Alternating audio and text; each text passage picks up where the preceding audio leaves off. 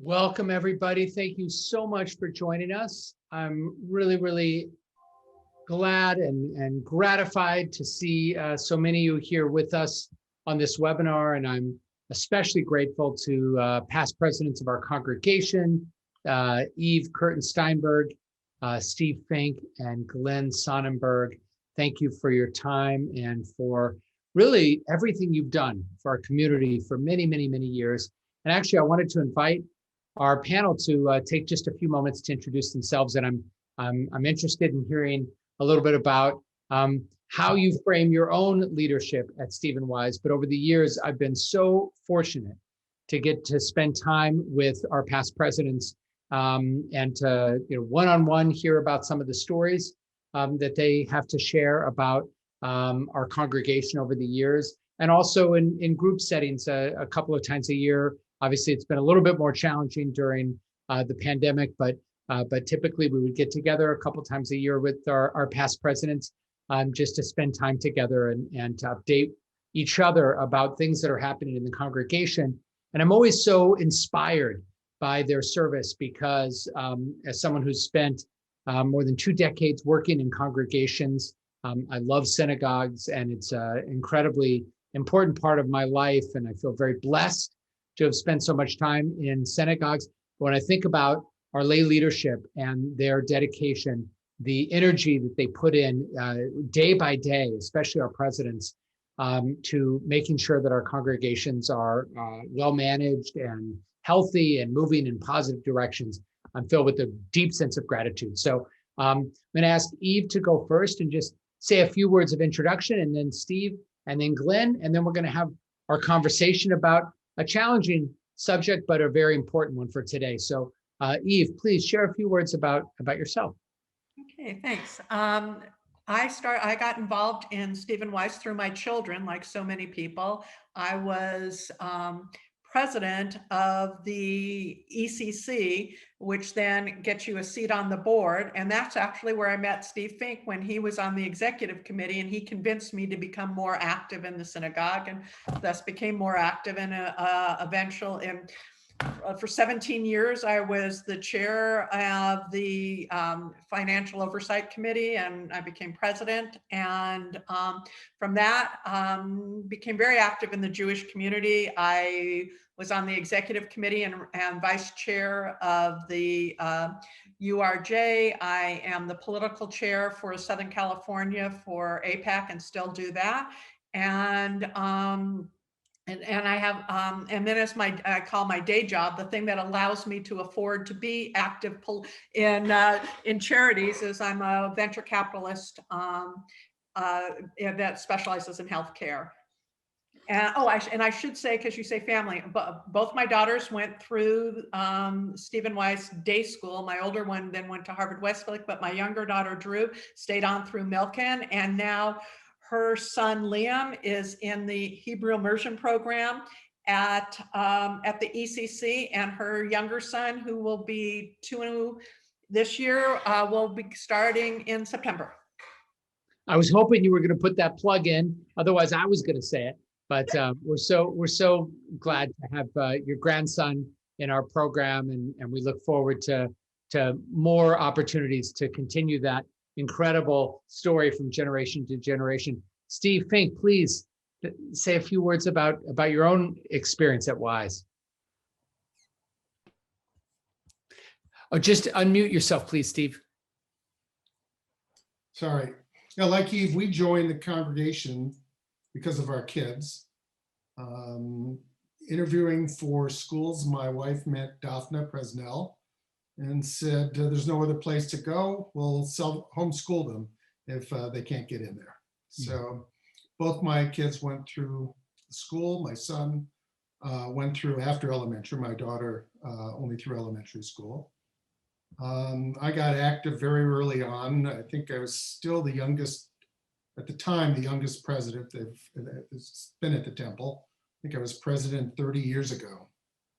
And spent a lot of time doing all the early fundraising. And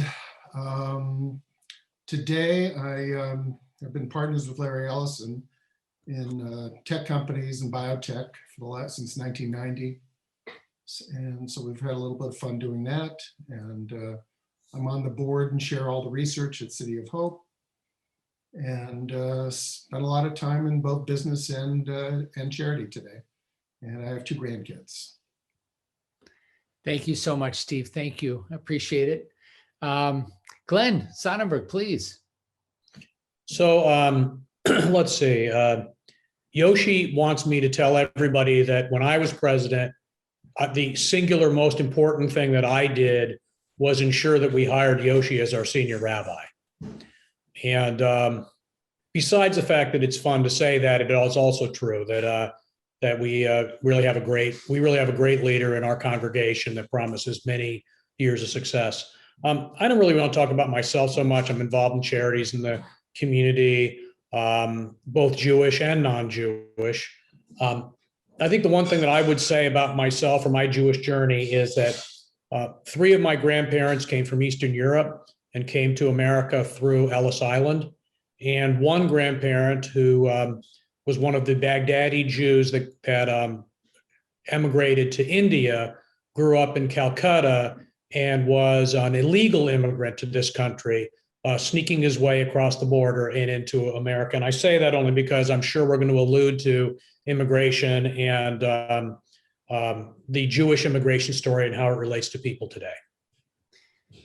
Thank you all, not just for taking a few moments to make sure that everybody who's joining us gets to know a little bit more about you, but really for your leadership, not just for Stephen Wise Temple, but more broadly for Jewish community and so many other organizations. Again, I'm always so inspired by people who love to contribute, who love to lead, who love to give in all the ways that you do and that you model. And I hope people who are joining us on the webinar not only will enjoy our conversation tonight and be inspired by the thoughtful comments that you make, even in moments and maybe especially in moments when it's a little bit more difficult, but also inspired by the role models that you are for all of us. So thank you. I wanted to ask each of you to share a little bit about your own personal experiences of anti-Semitism, because that's our topic this evening. And I want to thank Steve Fink for inspiring this conversation. Over the last many months, we've exchanged some emails about a number of things, including the California Ethnic Studies curriculum, which I know we're going to get to, which has been painful and challenging, and also while the resolution is imperfect, to be sure, we were very glad to be part of a panel with the AJC, learning more about the work that was done to try to mitigate some of the really awful aspects of that curriculum. And that's the conversation that sort of inspired this evening. But I'm interested in your own personal experiences. And then at the end, I'll share a few of my own in terms of the ways that you have been shaped by anti-Semitism and perhaps inspired to respond to anti-Semitism in your own lives. And maybe Steve, put you on the spot and ask you to go first. Maybe you could share a little bit about your own experience growing up here in Los Angeles and some of the ways that anti-Semitism shaped the way you think about yourself as a human being and as a Jew as well. Mm-hmm. Well, we grew up in the old part of Van Nuys. And it was a neighborhood that probably began being built in the late 40s, early GI tract homes. And my parents and 6 other Jewish families moved in when a new block was constructed. It was a neighborhood that prior to that had no Jews. We experienced getting spit on. We experienced a kid down the block who liked collecting Nazi paraphernalia. It's a very different experience than, let's say the high school experience when you brought in kids from Encino and other areas. But you learn to have your little battles in the neighborhood. Growing up, in business, you don't escape it. Whether it's selecting an investment banker, a deal I did some years ago in the UK, the head of mergers and acquisitions at Warburg, which was founded by Mr. Warburg, the Jew from Germany, After a lengthy conversation as to whether or not he would accept the assignment, I decided to make it easier for him. And I told him that if my ancestors lived in England, as if the Warburg ancestors lived in England during the reign of Edward I, we would have all been burned at the stake or thrown out of England. And obviously I didn't use him. So it's hard to escape that type of anti-Semitism in business. You can avoid it. You can selectively work with people where you don't expect and you don't anticipate having any issues, but it's there. And it's hard to avoid entirely, especially if you do a lot of work up in San Francisco. Thank you, Steve. Eve, maybe a few words about some of your own experiences in terms of how you dealt with that growing up and today. So I'll speak about, I was asked to become a regent at the University of Pacific, and they have, there's an association of colleges and universities for trustees. So when you come on, they ask you to go to this training session, and it's in Washington, D.C., where this association is. I forget the exact acronym. Anyway, 5,000 people, huge, plenary. And the plenary was on diversity, big topic, diversity. And on the panel were the president of Howard University, the chairman of the board of George Washington University, the president of University of Florida, and I think, and the chairman of the board of WashU St. Louis. And then the moderator was the educator moderator for NPR, and the other person was civil rights, head of civil rights for education in the Department of Education, and talked about diversity. A lot of what had to do with Black Lives Matter, because that was the University of Missouri, where the president had been fired because of his handling of Black Lives Matter. Lots of discussion. A woman raises her hand. She goes, "I'm not from the United States. I'm from the University of Ottawa in Canada, but we have an issue with BDS on our campus and and all 6 people on the panel go, BDS? What's that?" And then she, so she says, "Well, boycott, divestiture, and sanctions against the state of Israel." And they all look at each other, don't know. And finally, one of them says, "I guess we'll handle it like we would handle what happened in South Africa, the apartheid." More discussion. I raised my hand, and it's a plenary of 5,000. And I stood up and I said, I believe that, BDS is a type of anti-Semitism, and that anti-Semitism is the largest hate crime in the United States, especially on college campuses, having to do with religion. And the head of civil rights for the Department of Education said, "Absolutely not," and shut me down. And she said, "Next." I went up after this plenary and I said, "May I have your card?" "I don't have a card."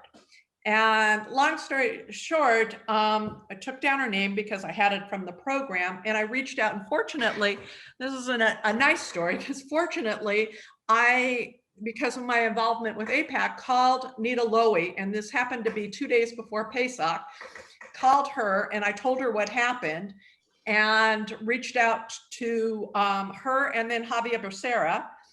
And they had this woman in front of Congress the following Monday.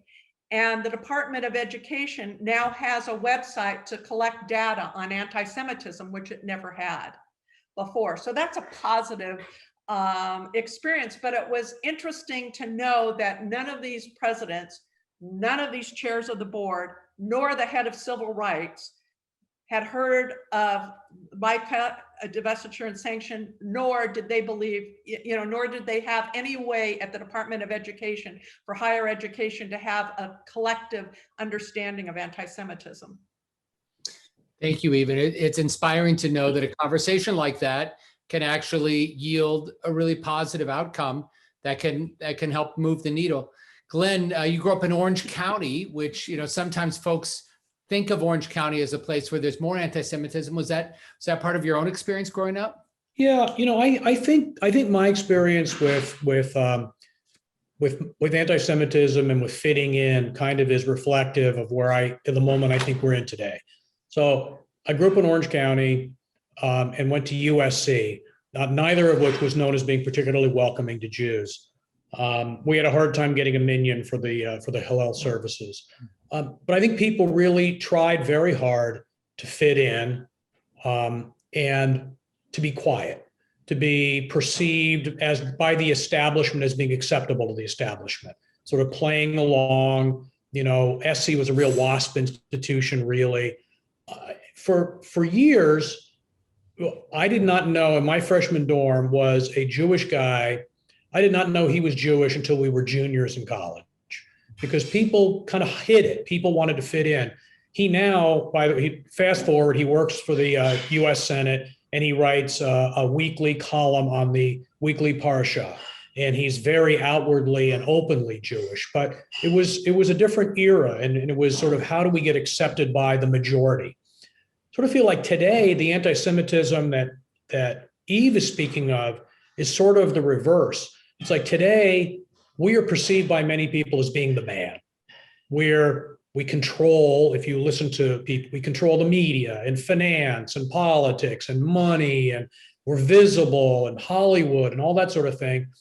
And I think that to a lot of people who are struggling to be heard and who are not part of the majority, like Black Lives Matter, which relates to the intersectionality that puts Jews on the other side of the liberal sort of opening and acceptance equation, I think we're perceived as being the man. We kind of got what we wanted. We got accepted, sort of. But we really are having a hard time saying, wait a minute, Black Lives Matter. We get what you're all about. And we've experienced the same sort of things that you're experiencing in it. And we're having a hard time, I think, figuring out how we fit into the moment. So to the white American standard, we were never really part of the greater white world. And to the people of color now who are struggling to be heard and finding their political voice, we're perceived as being part of that white world, but we're actually in neither. And I think that's what makes us different, and that's what exposes us to anti-Semitism that is not necessarily, other than the far sides of each, virulent as much as just pervasive and accepted. It's really important to think about the way these things change over time, and at the same time don't really change over time. One book that I would commend to all of you is Deborah Lipstadt's book from about now 2 years ago, Antisemitism Here and Now. Barry Weiss's book, also very powerful. But one of the things that I appreciate about the way Deborah Lipstadt, and we actually have on our website a video link to a wonderful conversation that Rabbi Woznicka had with Deborah now about a year ago. But in the beginning of the book, she defines anti-Semitism, and she includes a couple of key points. Obviously, it's a hatred of people because they are Jews, but she notes that it's persisting. It doesn't go away. Sometimes anti-Semitism is described as the world's oldest hatred. I don't know if it's true that it's the oldest, but it's certainly been around for a long, long time, and it shows no signs of disappearing. Sartre, the great existential philosopher, described anti-Semitism as a passion. It's irrational. There's no logic to it. It doesn't matter. You can explain to people, look at all the things Jews have contributed. Look at how much we've done to benefit the world, despite all of the challenges we've confronted. Doesn't matter. There's no logic to it at all. What I'm interested from each of you, as you see it in your own experience, as people who, are deeply involved in Jewish life, but also, consume media and pay close attention to what's happening in our world. What do you think the greatest threats confronting the Jewish people today vis-a-vis anti-Semitism are? Where are they coming from? And where are the areas that we really need to be especially vigilant? And any one of you can go first if you like. Well, I think, something, when hearing what you just said, Glenn, and you, Rabbi, it reminds me of Alfred Toynbee's great comment that the only thing we've learned from history is that we haven't learned from history. I mean, we spent 2,000 years in Europe being defined by the Christian church in its efforts to, over time, eradicate us.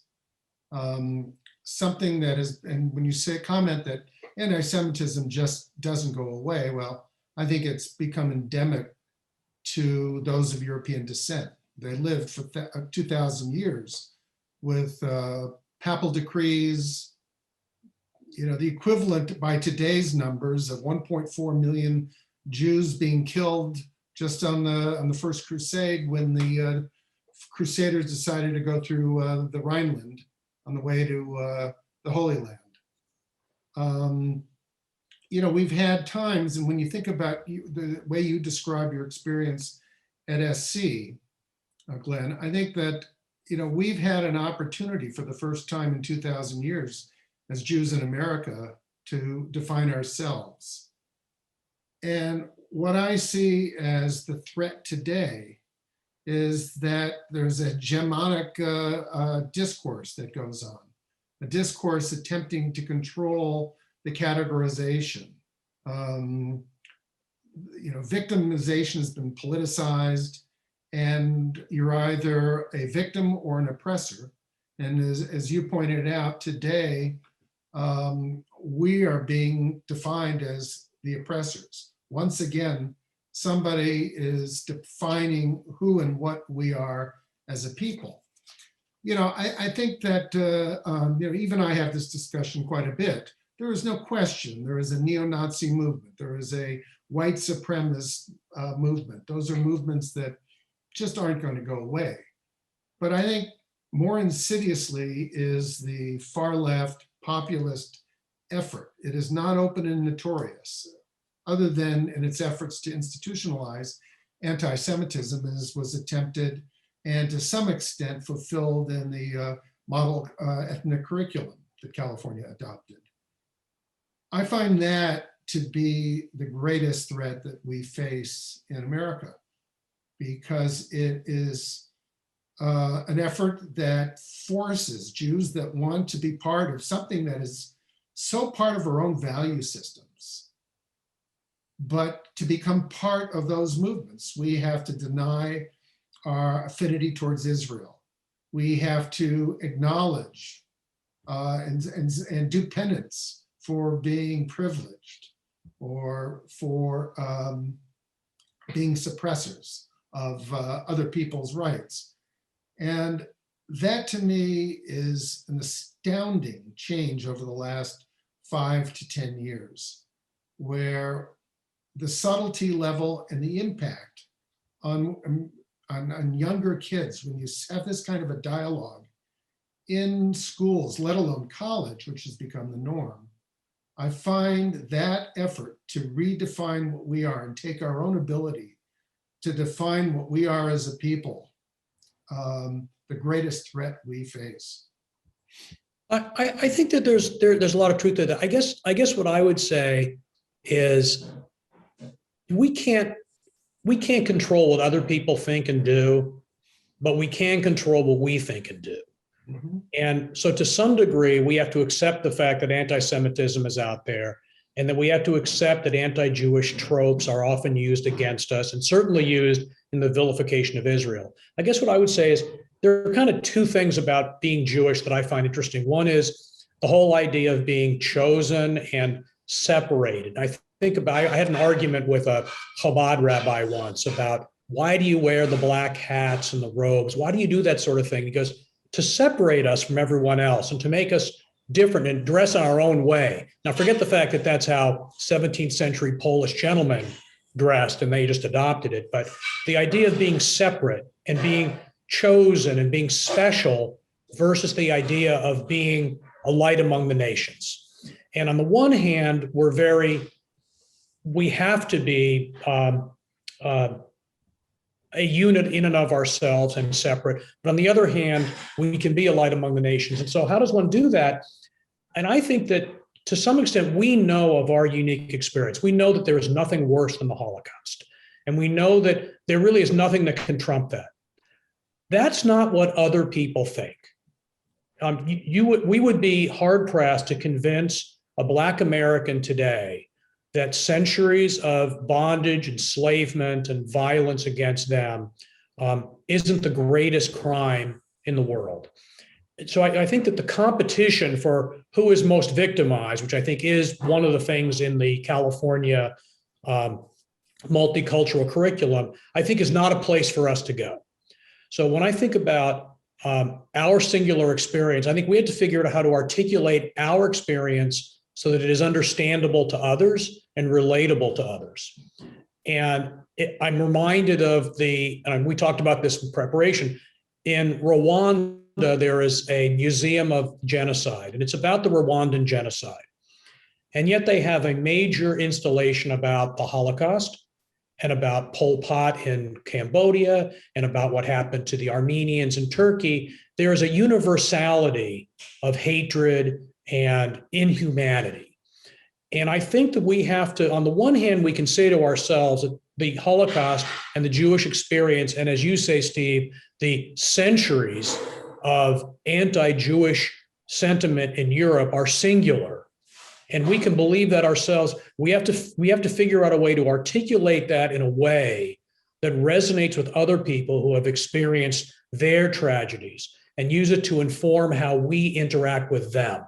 Because I don't think we can win in the competition in the moment today and say, well, Black Lives Matter, that's all very interesting, but let me tell you about what happened to the Jews, because they don't care so much what happened to the Jews, but we need to care about how we articulate what happened to the Jews informs who we are and how we act toward others.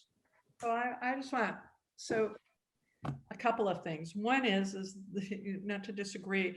I think to Deborah Lipstadt's book and to Barry Weiss's book, which basically says we have anti-Semitism on both coming from the neo-Nazis and coming from the progressives that, see us as oppressors or, privileged or whatever. Both are dangerous. And yes, I agree with Glenn that we need to define ourselves, and absolutely, it's not about, am I a greater victim than somebody else? But to your point, it kind of is who I am because of my history, and I understand who you are because of your history, and can we work together? But also, I think one of the things that an outcome I always want to have when I read books about anti-Semitism, or I go to or listen to people, is what can I, or what can my community? I mean, that's why when this happened at this large gathering, I thought, can I make a difference? Thus, getting, I was very fortunate to be able to have a congressional committee that following week. But what can we do? And one of the things I learned myself, and actually Steve Fink was somebody who helped me with this in business, because I was not used to having anti-Semitism right in my face in business, and when I became a partner in a venture fund, I started to experience it. And one of the things I learned and from reading books is that we do need to speak out. We need to make sure that if that is being said, if something's being done in our presence, we need to speak out, and that's and try to make a difference. And it's hard, and I know it's very hard for me. I mean, it was hard for me the first time I experienced it. And to your point, Glenn and SC, you kind of just want to just ignore, kind of step back as opposed and be fit in as opposed to really take something on. But I think that's something we need to do, and something maybe we, Yossi, that you're doing with our kids, teaching them how to be proud of who they are and how to speak up, and then speak up in a way that isn't offensive, but actually communicative. Yeah. Well, Eve, it's interesting you say that, because what precipitated this is dialogues that Yoshi and I were having over some of our own temple commentary and writings. And that it was, for whatever reason, there seems to be a need to be self-critical, that we can't simply accept our own heroes. We can't accept our own achievements. We feel the need to diminish ourselves. So, I mean, for example, in discussing Emma Lazarus, instead of just discussing who she was, the article had to say, despite coming from privilege. Why? What was the need to diminish somebody Jewish who has accomplished something and had obviously a meaningful impact in her poetry, obviously? Or talking about the Maccabeans and having to indicate that, they were also fighting against fellow Jews who were agreeing to be Hellenized. So when you talk about education and the need to focus on our own dialogue, to focus on how we define ourselves and not get into competitive victimization, which I agree, Glenn, there's no reason for that. We can't win that battle. Right. But I believe we need our heroes. We need to be able to, without embarrassment, without diminishment, have our own heroes, have our children proud of their backgrounds and what their ancestors faced. And the fact that we have many Jews have been successful and have succeeded for a host of reasons, and they've overcome many obstacles. And I don't believe we need to diminish that which we've accomplished in reality. Steve, I agree with you. And I would go a step further and say that other people are diminishing Jewish contributions. I think about the movie Selma. The movie Selma whitewashes out the participation of Abraham Joshua Heschel. So others are defining our history where we're not even a part of it. I mean, he marched in Selma. He doesn't appear, Jews do not appear in that march in the movie. I would say that I think one of the things that is a challenge for us is that rather than sort of, I think you're right, Steve, that we have to establish our own heroes and be proud of our own history and use that as the basis upon which we can interact with others. And I guess I would give two examples that kind of startling. One example is, so I'm mentoring a couple of kids who are first generation applying to colleges and financial aid. And they're both Latino. And one of them, you have to exchange your resumes with each other. And it took like 3 conversations until he said to me, "You're Jewish, aren't you?" And I said, "Yes." He goes, "I want to learn about the Jew. I've never met a Jew." I mean, this is somebody in LA, right? So we think of LA like New York and like everybody knows Jews. And this kid didn't know Jews, and he didn't know what we believe and what our history is. And I look at the multicultural curriculum as an opportunity to celebrate cultures. I think that the first draft, maybe even the second draft, is more about the victimization of cultures. But we need to figure out how we can communicate with Latinos who are not only are they in the political ascendancy, but they also are in the demographic ascendancy, and we're not. And just to plug one of Stephen Wise Temple's programs that my wife is pretty involved in, we have this thing called Wise Readers to Leaders, where we have Jewish teenagers who are volunteering to teach literacy to Latino Title I school inner city kids. They engage in camp activities and they teach them and they interact with them. And during the year, they get on the phone and they read books together.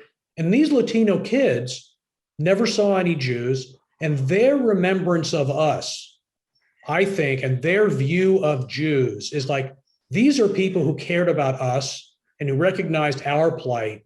And that's what they're going to take away when they're adults. And that's what's going to help us as a Jewish people. So I think those types of things are important. In the same way that the CEO of Para Los Niños years ago said something about the Jewish Federation, and she began to tear up. And she said, I got a Jewish free loan when I was a student. I couldn't have graduated from college without a loan from the Jewish community. It's like those types of things we need to be doing more of, so that these other groups can see who we are. Right now, they're just seeing us defending ourselves and defending Israel, as we must, but they also need to see us in their world.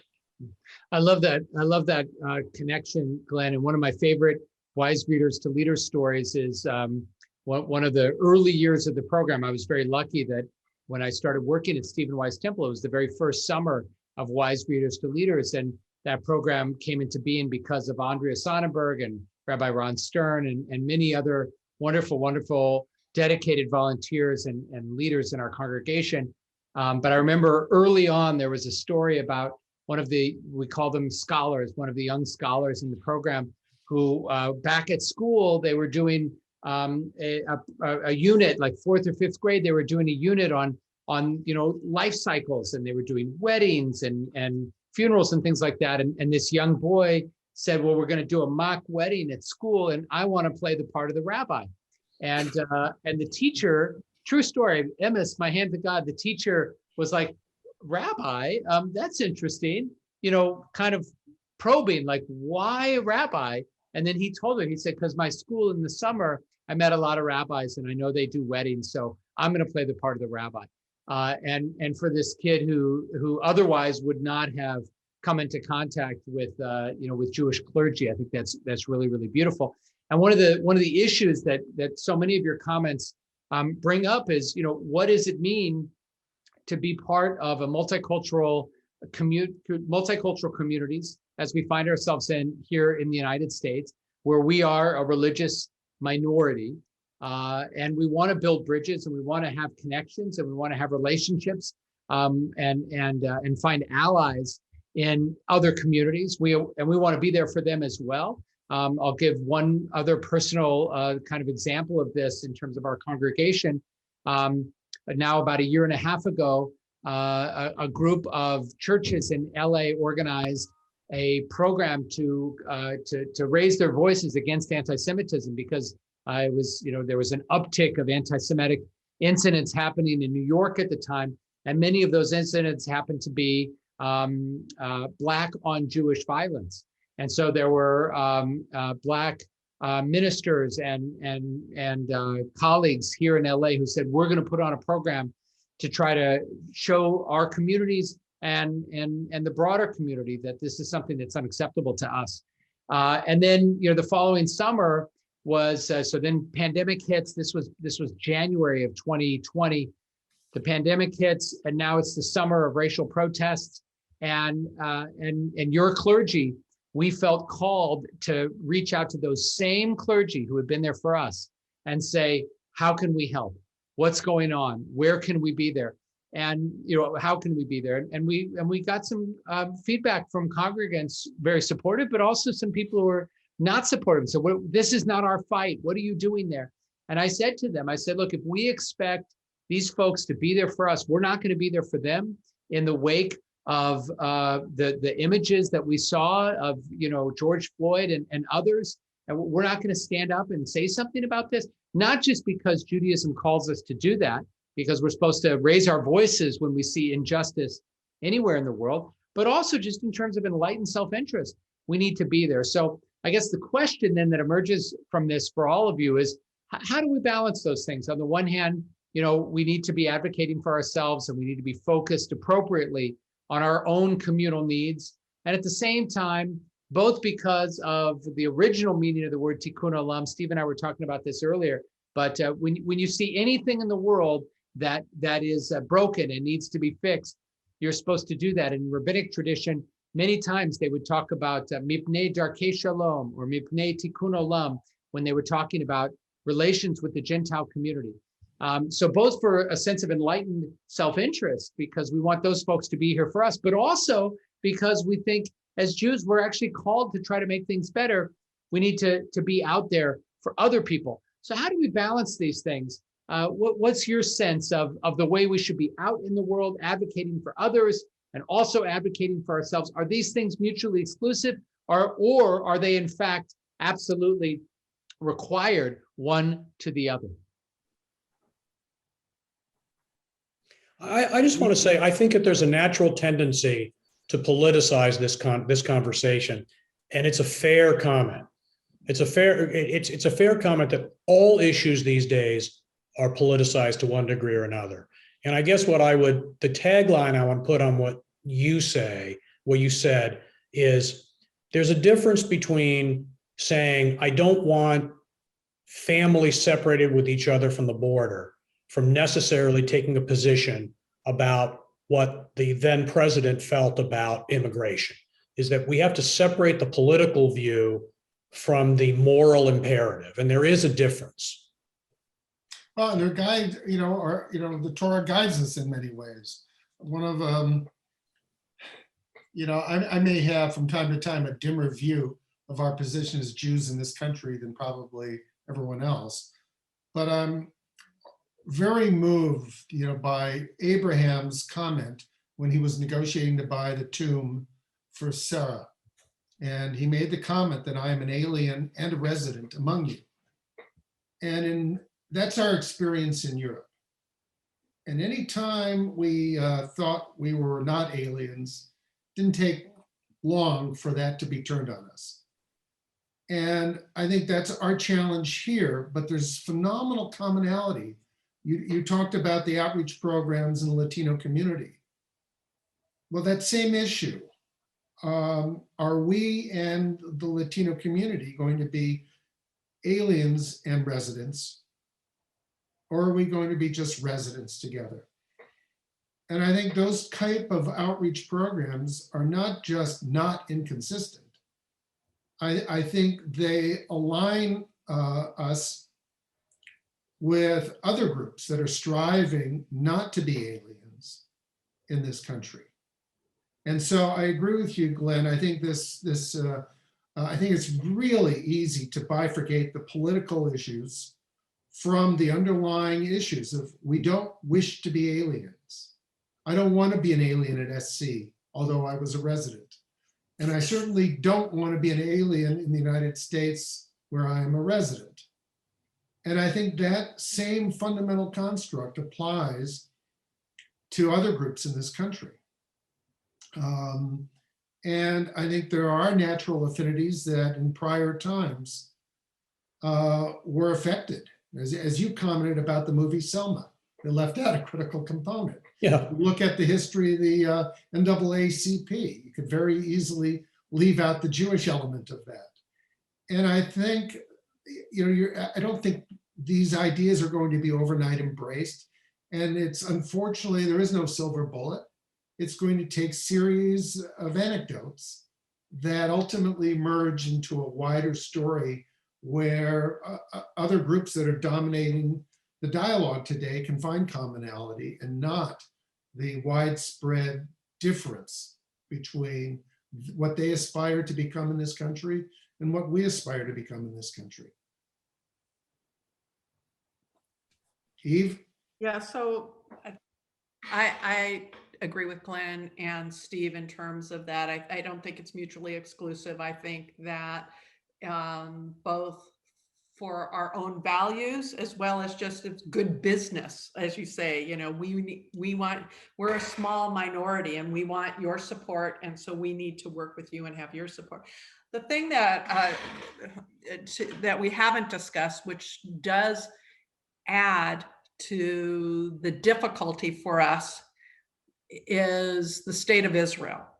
And and the reason it at least adds difficulty on the left side of the anti-Semitism, because there's this view of the current administration in Israel as being very right-wing, very oppressive to the Palestinian cause, and thus that opens the door on college campuses for the anti-Semitism, the anti-Israel discourse on college. Create shadowed anti-Semitism. And so I think we need to at least address that as well tonight, which is, and for me, I will just say that the state of Israel is not any one government, just like the United States of America is not any one government.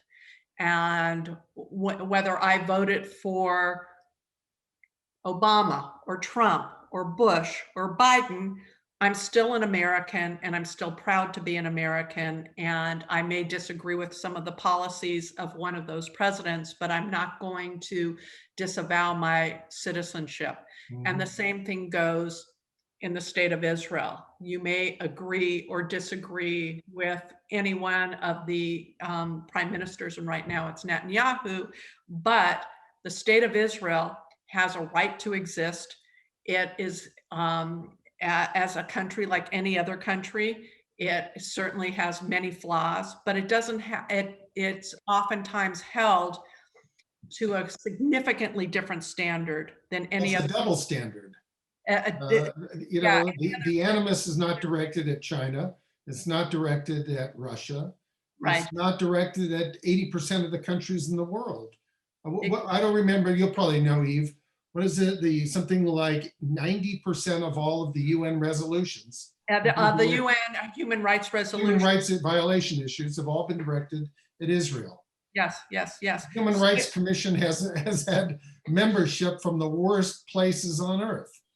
So but Israel is the nation condemned. And so we need to, I guess, come back to look at that, because that causes some definite uncomfortableness for our children, who, when they go to high school or college and see this, and so back to education, back to but I think also just acknowledging that is an issue that causes some of the anti-Semitism.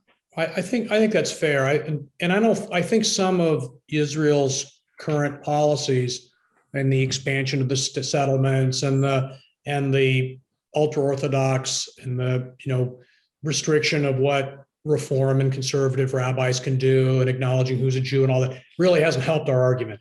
I think what you said, Eve, is really true. And to quote the great philosophers Crosby, Stills, and Nash, teach your children well.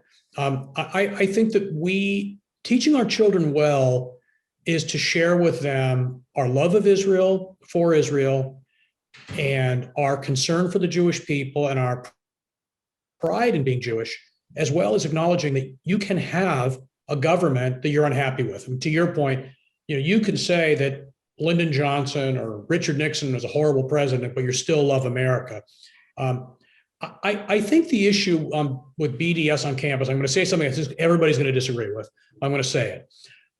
I think that we're engaging in fights with people who are not interested in a meaningful, philosophical, kind, human dialogue. So I think that a lot of the people that believe in the BDS movement and are fighting for resolutions of the Southwestern Missouri State Senate, Student Senate, to divest from Israel, which of course has absolutely no power whatsoever. We're engaging with people who have a political agenda that is inconsistent with ours. I mean, there are people you can sit down with, you can say, we disagree on this, but we can negotiate and we can sort of get to a resolution. Or we can have a teach-in or a seminar about Zionism and what it means, and the Arab story in Palestine and what that means and talk about dual narratives and all that. But you can't talk about that with someone who doesn't see our narrative at all. So I almost feel like we're sending our kids in to colleges to fight a battle against people who have no interest in a truce. And I almost think that we're paying too much attention to it. And if we backed off a little bit and talked instead about ideas and ideals that we share with the Black Student Union. The Black Student Union may say, you know what, Israel's an oppressor state because our Palestinian friends told us so. We're never going to convince the Palestinian Student Union, and we may not even convince the Black Student Union about that, but we can be friendly with them and find common cause with them. I just don't think we're going to fight this battle and win it in all instances. And I'm not even sure it's important to win it, because once the BDS resolution is passed or not passed by the student senate of some college, it's forgotten. Glenn, I think I would say perhaps in isolation, I would react one way to your comment. But when you add to that the proliferating cancel culture that is occurring on college campuses, with faculty members being fired or censored who have different opinions, books being removed from curriculum, discussions not allowed, I think it's part of a much, much larger issue than simply BDS. I see them as hand in hand, whether it's disguised anti-Semitism, the convenience of being anti-Israel. If a Labor prime minister ends up as prime minister of Israel tomorrow, I just don't believe the dialogue on college campuses would change. And I think it's part of a much larger picture. And it goes back to the genesis of Stephen Weiss. Rabbi Zeldin believed that education is the only thing that was going to preserve education. It was going to preserve Judaism in America. And I think educating our young children, whether it's at, Stephen Weiss, whether it's at home, which is even more important, I think those kids have to be prepared for what they're going to face in college. Otherwise, we're going to have generations that are going to become acceptant of the terrible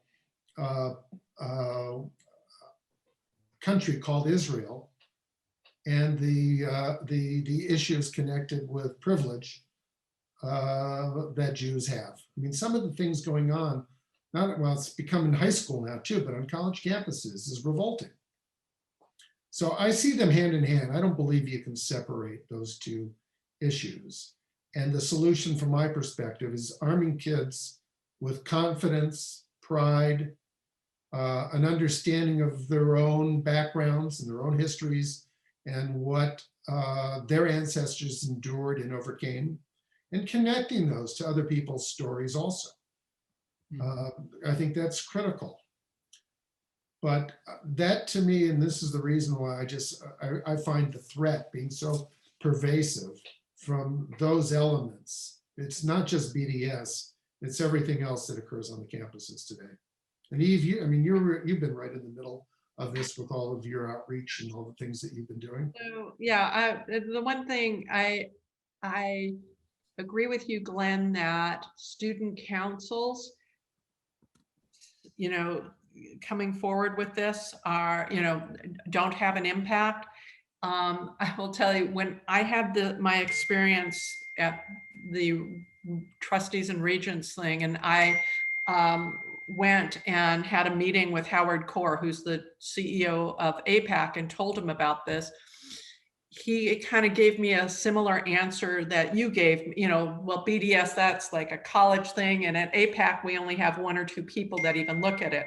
Fast forward 2 years later, AIPAC has 10 or 20 staff.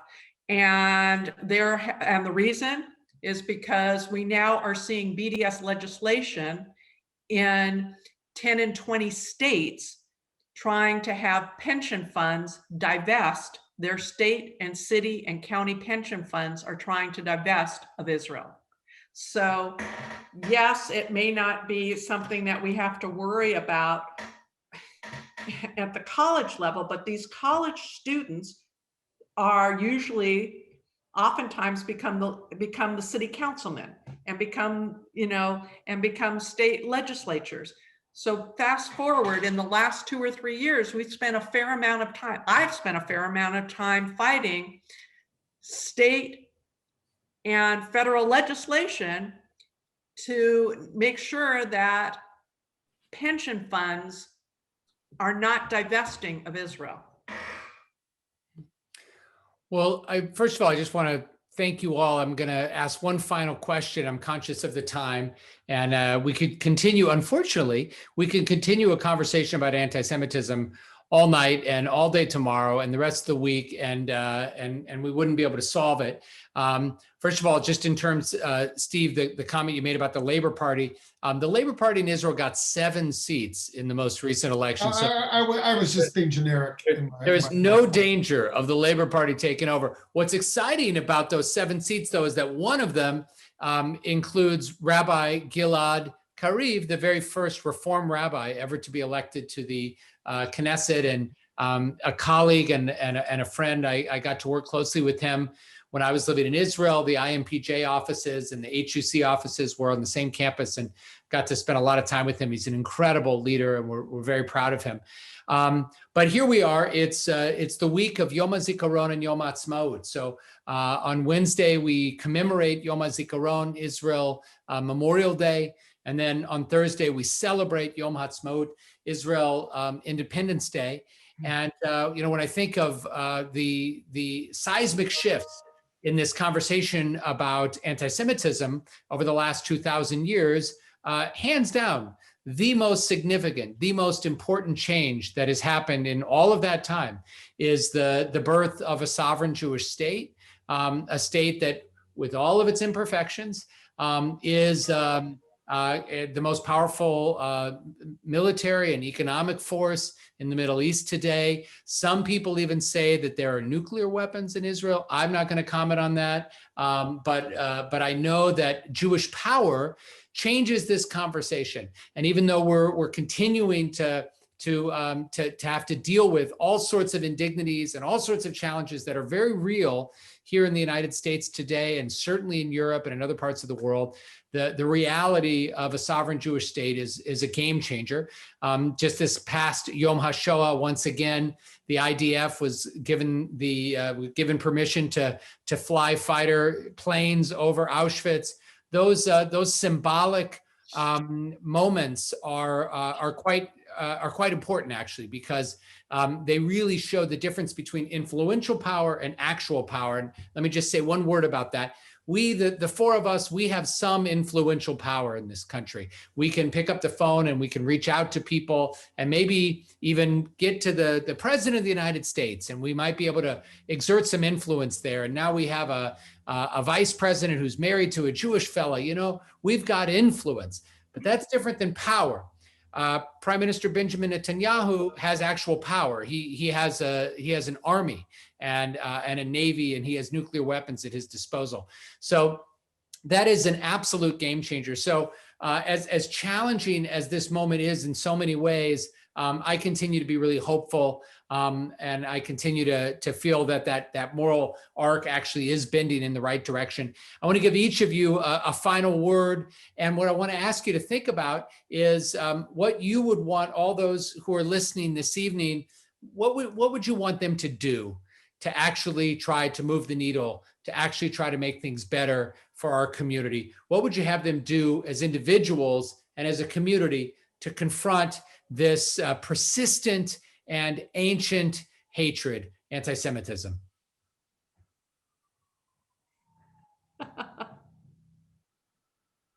Okay, I'll start. I think I would encourage people, a couple of things. One is to be better informed and realize there are very meaningful things happening all the time, like Steve has alluded and you've alluded to the multicultural curriculum, which at least in prior drafts were not favorable to our people. I think I would encourage people to be more Jewish in their daily lives. And what I mean by that is doing things that we are told we must do, right? Be kind to the stranger. And I think that's 36 times in the Torah. It's mentioned more than anything else. I think we should embrace the stranger. I think that means embracing immigrants and embracing the Black community and standing up for human rights and things like that. We have a Tikkun Olam Center at Stephen Wise Temple. Regardless of how you define Tikkun Olam, being in the community and working with Latinos and working with Black Americans, working with liberals, working with conservatives, but being out there saying, I care about the community, not just the Jewish community, but the greater community in which we live, be better Jews and better Americans. That would be a great thing. Music to my ears. Thank you, Glenn. Eve, Steve, how would you direct us? Go ahead, Eve. Well, hard to follow Glenn, but you know what I think about is if there was one thing that somebody could take away, yes, I would say get involved in whatever is your passion. If it's supporting the state of Israel, if it's supporting your synagogue, but get involved and do something. I think I think all of us on this all of us on this call are involved, and I think it makes a difference in the community. And I think it makes us better people. So that's what I'd say, find your passion and follow and get involved. Thank you, Eve. Steve, Well, I'll end on a little provocative note. Provocative note. Glenn, I don't disagree with what you said, but what you missed, in my opinion, was you also have to focus on our own community.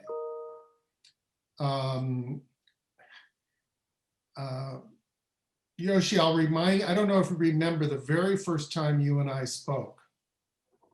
And it was at my niece's bat mitzvah at the congregation in Palo Alto, where you were one of the rabbis.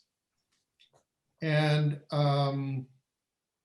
my niece got up and gave her speech and said she's going to donate a portion of her gifts to the temple cause, which was to build housing for the poor in Uruguay. I think that's what it was. Well, if it wasn't Uruguay, it was another a South American country.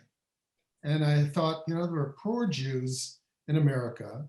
There's certainly poor Jews, immigrant Jews in Israel, and there are Jews suffering all around the world.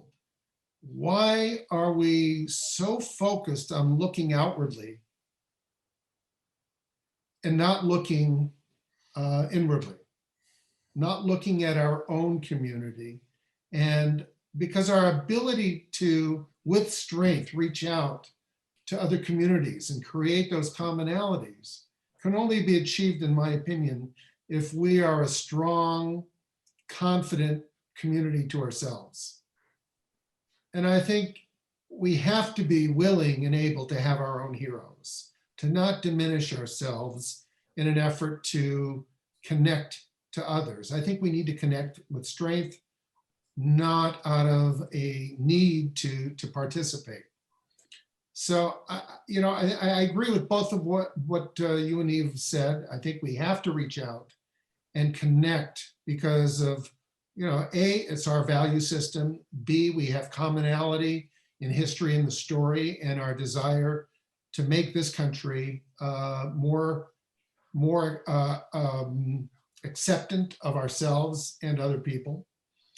And I think to really do that, we have to be strong, and we have to be willing to, with all due respect to the cause at that temple, not that it's not an important cause, but we have our own community that needs support, our own kids that need education, and we've got to reach out to kids that are other than remembering the Holocaust, having a piece of matzah on Passover, and maybe lighting a candle on Hanukkah. There's much more, as you reflected earlier, Glenn, to being Jewish. I think that's right. Here, and that's the argument for giving money to Jewish causes and for getting our kids to volunteer for wise readers to leaders. Got it. Thank you all so much. I'm grateful to you again for your leadership, everything you've done for our congregation over many decades, and everything you do for our community and for the broader world. Unfortunately, because this is a persistent challenge, we're going to continue to have these kinds of conversations. But I think by reflecting deeply on the experiences that we've all had, on the realities that we confront today here in the United States, in Israel, in Europe, around the world, through these kinds of conversations and the work that these conversations inspire, maybe we can move the needle a little bit. Thank you, everybody. I want to wish you a happy Yom Ha'atzmaut. We have a lot of celebrations coming up in the congregation. There's also the dark day of Yom HaZikaron, and on Wednesday, we're participating in a program with the Israeli consulate, which our congregation has always been the host of, and this year we're hosting it virtually. But then on Thursday and through Shabbat, we're going to be celebrating Israel's birthday, 73 years of sovereignty. We're very, very excited and proud to be able to bring that all to you. Thanks, everyone. Thank you, Yoshi. Thank you. Thank you, Yoshi. Bye-bye.